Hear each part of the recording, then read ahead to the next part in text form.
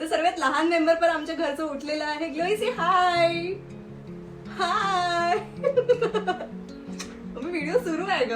मामी मामी मामी मामी हैप्पी मदर्स डे मम्मा. उनको भी कर दो हैप्पी मदर्स डे. नहीं है गाइस, सॉरी. आज है वुमेन्स डे. वुमेन्स डे है मम्मा. नमस्कार women's day. Welcome to my Desi podcast. So today is Women's Day. On this Women's Day मैंने सोचा कि बहुत ही खूबसूरत इंसान आज हमारे साथ में है.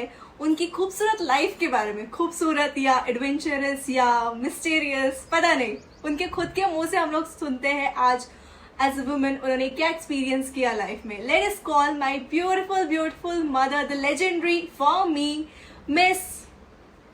Mrs Bhavsar here, my mother, on the floor with me. तो आज मम्मी के स्पेशल रिक्वेस्ट पे आज हम लोग कर रहे हैं मराठी पॉडकास्ट, जिसमें आप देखेंगे और सुनेंगे मम्मी के मराठी वर्णन अपने जीवन के बारे में. तो शुरू करते हैं. आप अपने नमस्कार से सुरुवात करीजिए. नमस्कार. हॅपी महिला दिवस. हॅपी महिला दिवस. तुम्हा सर्वांना महिला दिवसाच्या खूप खूप शुभेच्छा. बोलूया पुढे. तर आज महिला दिवस निमित्त आम्ही दोघांनी ठरवलं की आपण बसूया आणि काही छान प्रश्नाचे उत्तर देऊया, ज्याची ऐकायला तुम्हाला पण मजा येईल. काही मम्मीचे भाऊ असतील, काही बहिणी असतील, काही नातेवाईक असतील जे आम्हाला ऐकत असतील, त्यांना ऐकून बरं वाटेल, कारण हे तुमच्या जीवनाला खूप कनेक्ट करेल असं मला वाटतं. तर सर्वात लहान मेंबर पण आमच्या घरचं उठलेलं आहे. ग्लोई से हाय हाय. व्हिडिओ सुरू आहे ग. ग्लोई, मम्मा अँड नानी ती व्हिडिओ रेकॉर्ड करत आहे. तुला काही बोलायचंय का? आज आहे वुमेन्स डे. नारी शक्ती जिंदाबाद. ये ओके. आपण ग्लोई, आपण नानीला काही क्वेश्चन्स विचारूया. ठीक आहे, आपण नानीला विचारू, नानी वुमेन्स डे का साजरा केला पाहिजे? वुमेन्स डे मनवणं खूप आवश्यक आहे, कारण तिला प्रत्येक दिवशी, प्रत्येक क्षणाला तिचा मान तिला मिळालाच पाहिजे. जगामध्ये, घरामध्ये आणि चार लोकांमध्ये तिला आपला मान मिळालाच पाहिजे. आणि हा एक दिवस आठवण म्हणून साजरा केलाच पाहिजे. खूप योग्य. मला पण तेच वाटतं की फक्त वुमेन्स डेच्या दिवशी नाही, प्रत्येक दिवशी तिची किंमतची जाणीव प्रत्येकांना असलीच पाहिजे. कारण तिची शक्ती, तिचं बलिदान, तिचं पदोपदी मान सन्मान हा घरादारांनी दाखवला पाहिजे. चला आपण ऐकूया थोडा तुमच्या लहानपणीबद्दल. तुमचं लहानपण कसं होतं आणि त्यातल्या काही आठवणी सांगा आम्हाला, तुम्हाला जर आठवत असेल तर. तसं बघायला गेलं तर आमचं लहानपण खूप मजेत गेलं, पण तुमच्याप्रमाणे तुमच्या लाईफनुसार नाही, खूप अपोजिट झालं. खूप अपोजिट गेलं, पण त्यावेळेस ते आम्हाला खूप चांगलं वाटत होतं. असे तुमच्या लहान मुलांसारखे असे खूप मोठे मोठे खिलोने नव्हतं भेटत, की काही असं हे नव्हतं भेटत, पण आम्ही त्याच्यामध्येच खूप खुश होतो. चांगलं वाटत. आठवणी काही? आठवणी तर अशा भरपूर आहे. सगळे बहीण भावंड होतो आम्ही. 6 बहिणी होतो. 6 बहिणी आहे नाही आता, 2 बहिणी त्याच्यातल्या गेल्या आणि आता एवढं इमोशनल होत आहे. ठीक आहे, ओके. आहे 2 भाऊ आहे आणि खूप छान.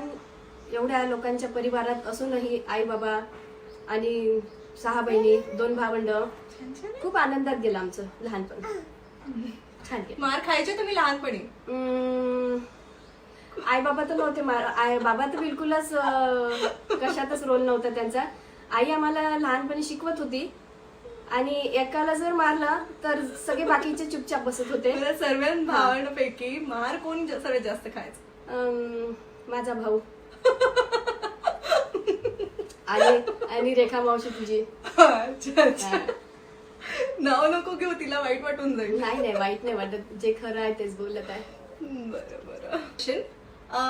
तुम्ही लहानपणी काय, म्हणजे तुला काय इच्छा होती की लहानपणी मी काय व्हायचं, असं मोठं होऊन मी काय होणार, अशी कोणत्या गोष्टीची आवड होती? पहिले तर तुला काय व्हावं वाटत होतं मोठं होऊन, आणि तुला लहानपणी कोणत्या गोष्टीची आवड होती?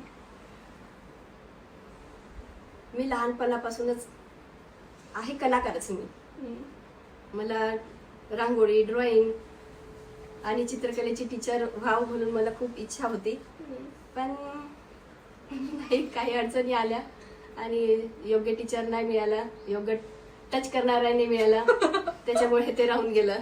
आणि टच वाले फोन पण नव्हते त्यामुळे अडचणी. पण तुला काय चित्रकलाची खूप आवड होती? हो, आणखी आता पण आहे. मोठे मोठे पोस्टर, मोठे मोठे ड्रॉइंग काढ म्हटलं तर मोठे मोठे काढते मी. तर तुला लहानपणी बनायचं काय होतं? माझे बाबा जे होते बिझनेसमॅन होते. म्हणजे शेतीमध्ये ते बैल असतात ना, त्या बैलांचा आम्ही शृंगार करायचो. तिकडे बघ ना. नाथा, मोरका, गेठा, इथे गोंडा, बैलांचा शृंगार असते ना, तो आम्ही घरी बनायचो. उन्हाळ्यापासून सुरुवात करत होतो तर पूर्ण ऑगस्ट महिन्यापर्यंत, पोळा येईपर्यंत. पण आम्ही पूर्ण घरातले मेंबर जे आहे ते करत होतो, पूर्ण सहभागी होते. पूर्ण घरातले सहभागी नाही, पूर्ण एरियातले लोक. काय काय म्हणजे कोणी कवडी तयार करत होतो, कोणी उलन कापून देत होतो, कोणी दोर तयार करत होता, कोणी ते मोजमाप करत होतो, कोणी ते प्लॅस्टिकचं ते लांब दोरी होती ते तयार करायचं होतं. त्याच्यात जर मी लक्ष दिलं असतं आणि हे छोटे छोटे जे काम जे आहे ना कलाकृतीवाले ते करायसाठी माझे बाबा माझ्या जवळ येत होते, किंवा हे कसं वाटतंय, हे कसं वाटतंय, हे केलं तर कसं दिसतंय, हा कसं दिसतंय. कारण त्याच्यात माझा लहान भाऊ पण इन्व्हॉल्व होता, पण त्याला जॉब लागल्यामुळे तो यवतमाळला राहत होता. जवळ होती मीच, तर आमच्या दोघांचेच कसं करायचं, कसं किती छान दिसते, कुठून आणलं मी हे कला, आणि हे आपण हे तयार करायचं का, हे असं आम्ही डिस्कस करायचो. तर त्याच्यात जर मी थोडेसे माझ्या बाबाला आणखीन काही दिवस त्यांची नजर गेली होती, म्हणजे डोळे गेले होते त्यांचे काही दिवसानंतर. पण आम्ही हा खूप दिवस बिझनेस केला. त्याच्यानंतर माझ्या डोळ्याचे म्हणजे माझ्या बाबांचे डोळे कमजोर झाले. त्यांच्यामुळे आमचा काही दिवस, त्याच्यानंतरही काही दिवस केले दादांनी, वहिनीने पण केलं, आणि मग माझं लग्न झालं. त्याच्यामुळे आपण लग्नावरही येऊ. लग्न झालं. नाही, मी विचारते ना प्रश्न, त्यावरही प्रश्न आहे, मी ऑलरेडी नोट करून ठेवलेला आहे. तर तुमचं लग्न कोणत्या वयात झालं? 21. अच्छा, 21 मध्ये लग्न झालं होतं. त्याच वर्षी साखरपुडा, त्याच वर्षी लग्न. ओके. तर तुमची मनस्थिती काय होती? म्हणजे तुम्हाला घरी प्रॉपर कांदे पोहेला पाहायला आले होते आमचे बाबा, की म्हणजे असे किती लोक कांदे पोहे खाऊन गेले आणि जेव्हा ते पाहायला यायचे तेव्हा तुमच्या मनस्थितीमध्ये काय चालायचं? असे 5-6 का 10-12 लोक येऊन गेले असते. लिसनिंग बेबी, आता गुड गर्ल बेटा. येणं जाणं सुरूच राहते पाहुण्यांचं. ते कोणी म्हणजे माझे बाबा प्रॉपर कांदे पोहे खाऊन गेले. आणि जेव्हा पसंती आली तेव्हा काय तुमचं रिॲक्शन होतं? रिॲक्शन, ते मला बघायला आले. त्यावेळेस घरातली लाईन गेली होती. घरात लावला होता एक तो लॅम्प मोठा लॅम्प रॉकेलचा. त्या लॅम्प मध्ये मला त्यांनी पसंत केलं. तेव्हा पिवळी पिवळी दिसत. तेव्हा मला पसंत केलं. त्याच्या नंतर माझं साक्षगंध झालं, लग्न झालं. त्याच्यानंतर माझे मिस्टर म्हणत होते, त्या लाईटामध्ये तू गोरी दिसत होती, पण आता तू सावळी दिसत आहे. गेम झाला. त्यांच्यासोबत गेम झाला माझा. पण त्याच्यानंतरचे दिवस तू गोरी पडली, मग प्रेमात पडली तर आपोआपच माझा रंग गोरा झाला. बापरे, असं. अरे बापरे. पण तुला असं काही वाटलं नाही का की अरे बापरे, हा कोण आहे व्यक्ती, कोणाचं लग्न होत आहे, असं काही विचार आलेत तुझ्या मनात? ए बाई, अशी विचार ना आमचे बाबा आम्हाला करूच नव्हते देत. काय झालं बेटा? असे विचार आम्हाला करायला मिळतच नव्हते, कारण समोरच्या व्यक्ती पाहुणे घरात आणत होते, आणि समोरच्यांनी तुमची मुलगी पसंत आहे म्हटल्यानंतर आमची काहीच विचार काही आम्हाला विचारतच नव्हते की तुला हा मुलगा पसंत आहे का नाही आहे, का तुझं घर पसंत आहे, की त्याचे नोकरी पसंत आहे, का बिझनेस पसंत आहे. अशी काहीच आम्हाला चॉईस नव्हती. बस समोरच्यांनी पसंत केला आणि माझ्या बाबांनी 6ही बहिणीचे लग्न असेच झाले. हो का? तुझी आई पण तुझ्यावर इतकंच प्रेम करायची का? बिलकुल. आणि मी कशी आई आहे? तू पण छान आहे, छान आई बनली. थँक्यू. बरं, यावर प्रश्न विचारते की यावर एक प्रश्न येत आहे माझ्या डोक्यात की तुला जर मागे आपल्या झालेल्या जिंदगीच्या कोणताही एक क्षण जगायचा असेल पुन्हा एकदा नव्याने, तर तो कोणता क्षण असेल? ए बोल का बाई. म्हणजे का? हा, म्हटलं ना की कोणता आधीचा क्षण तुला जगा वाटत आहे, हा, पुन्हा जगा वाटेल असा कोणता क्षण आहे? आधीचे क्षण जे मी जगली ना ते खूप मजेशीर जगली. खूप सगळ्या सुख सुविधा सगळं काही मिळालं. आता मला पहिल्याच जीवन जे आहे त्याची आठवण म्हणून मी स्मरण करून ठेवेल. पण याच्यानंतर मला काहीतरी आणखी वेगवेगळं करायचं आहे ना. अच्छा, हा. तुम्ही जगल्यात ते जगली. क्षण पूर्ण जगले. ते क्षण पूर्ण जगली. पूर्ण पुन्हा नव्यानं नको नको मला. मला. आणखी अच्छा. नवीन हवं आहे. ओ चालू लडकी.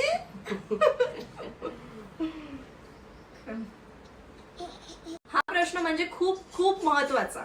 सुखी जीवन व्हायला काय पाहिजे असते असं तुला काय वाटते? म्हणजे प्रत्येकांसाठी सुखची परिभाषा ही वेगळी असते, पण आपल्यासाठी हे काय, हे मला जाणायचं आहे. सिंपल आहे. आई वडिलांचा आशीर्वाद पाहिजे, नवऱ्याची साथ पाहिजे, पोराबाळांना चांगले संस्कार दिलेले पाहिजे आणि ईश्वराबद्दल अपार भरोसा असला पाहिजे, अपार विश्वास असला अपार पाहिजे. विश्वास असला पाहिजे. छान यार, किती छान 4 शब्दात तुम्ही सांगितलं. बिलकुल सुखी संसार किती हा छान. झालाच पाहिजे. Very nice.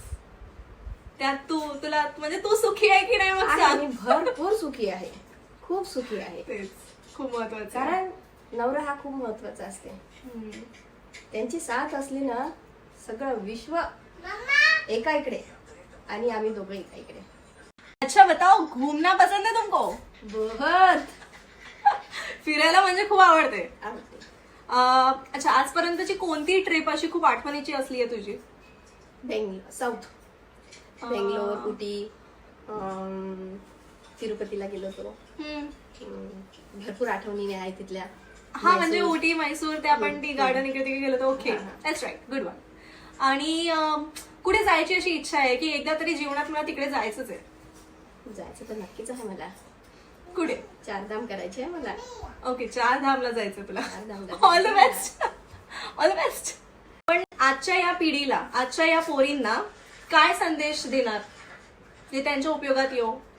मी प्रत्येक महिलांना एकच मेसेज देईन की पोरींनो, वयाच्या आत बरोबर शिक्षण करा, बरोबर शिक्षणावर लक्ष द्या, बरोबर डिग्री हासिल करा.